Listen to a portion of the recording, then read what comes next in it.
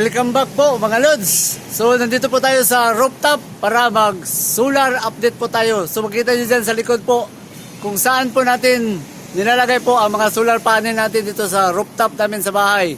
So ngayon po mag-update tayo.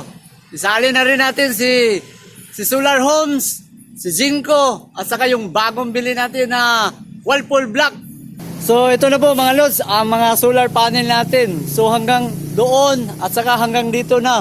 So ngayon, nilipat ko na siya dito. So dito na naman po ang lalagyan natin ng solar panel. Kasi yun na lang ang bakante.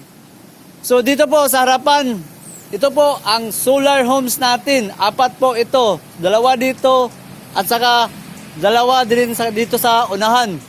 So ang connection ko dito is naka 2 series, 2 parallel. Kasi ito yung unang matatamaan sa sikat ng araw. Pag mahapon na po, ito na lang ang matatamaan. So kung mag-series tayo, hindi na po madadamay po itong dito sa harapan natin. So mas mabuti yung naka 2 series, 2 parallel. Para kung hindi na matamaan itong sikat sa araw sa hapon, okay lang po itong dalawa. Kasi nakasipar itong dalawa at saka dito. Tapos lapitan natin po. Ito yung Whirlpool Black natin. Pakita ko sa inyo ang Whirlpool Black.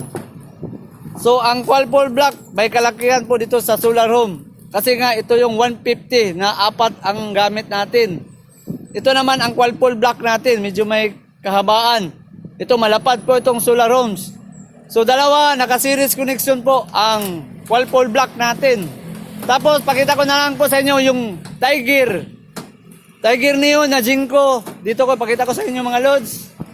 So ito yung 4 na Tiger Neo. 1, 2, 3, 4. So itong 4, naka-series connection po ito sa Samdon na controller, 60 ampere.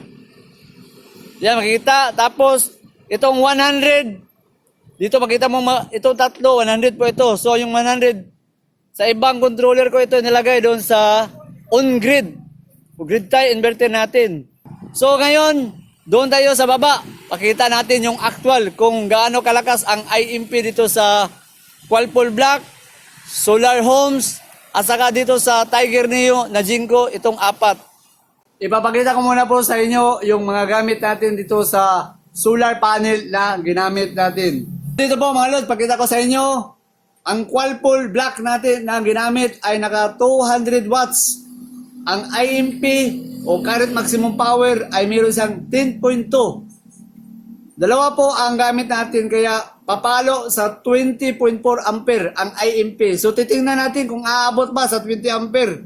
Ang gamit ko, Ilijoy 400 watts. Saka series connection po ang dalawang Whirlpool na 200 watts. Dito naman po sa solar homes natin, naka 150 watts.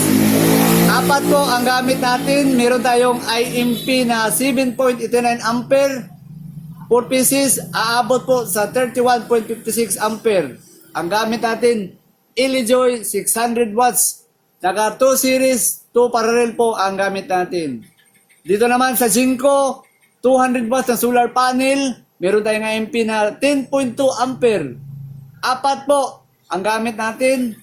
Papalo sa 40.8 ampere. Ang gamit natin Samdon 800 watts na 60 ampere charge controller. So ito, i-update natin itong tatlo. Kung aabot ba sa IMP maximum power po dito tatlo na solar panel. So diyan po, ilalapit natin yung camera natin para makita natin kung totoo bang umabot ang IMP sa Whirlpool Black, Solar Homes at saka sa Jinko Tiger Neo. So, Whirlpool Black. Ang Whirlpool Black umabot sa 20.2 IMP po. Yan, makita. Tapos, dito naman sa Solar Homes, umabot sa Whirlpool, Jinko. Yan, 30.1. Ang Solar Homes natin, mga Lods. 4 na naka 2 series, 2 parallel. Ito, naka-series, simple, 2, 400. Yan, makita nyo. Umabot yan sa 20. Oh. Sa Jinko, Tiger Neo tayo. Gaano ba kalakas ang mga Jinko? Battery, 13.8. Yan po ang input voltage. 4 na naka-series. Tingnan natin ulit. Umabot lang siya sa 33 ampere. dapat umabot po ito sa 40 ampere. Pero hanggang 33 lang ang minimum talaga niya dito. Minsan umabot ito sa 36 pero hindi talaga ganun ka-stable. Nasa 32, 33 po ang stable lang dito sa Jinko natin. Hindi katulad doon sa solar homes at saka sa Whirlpool block. Aabot talaga sa maximum IMP. O yan, balik natin mga lods. Pakita ko sa inyo. 20. Yan, 20. Ang IMP sa Whirlpool. Dito ko nilagay ang Whirlpool block. Dito ko naman nilagay ang solar homes. Yung apat natin na 150. Naka 2 series parallel. Ang IMP niya ngayon umabot sa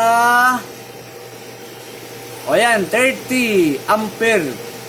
So umabot po talaga sa maximum IMP itong dalawa. Tapos yung sa, balik natin dito sa Jinko Tiger Neo hanggang 33.6 o 5 na lang. So hindi talaga ito maximum na umabot sa IMP ang Jinko natin mga lods.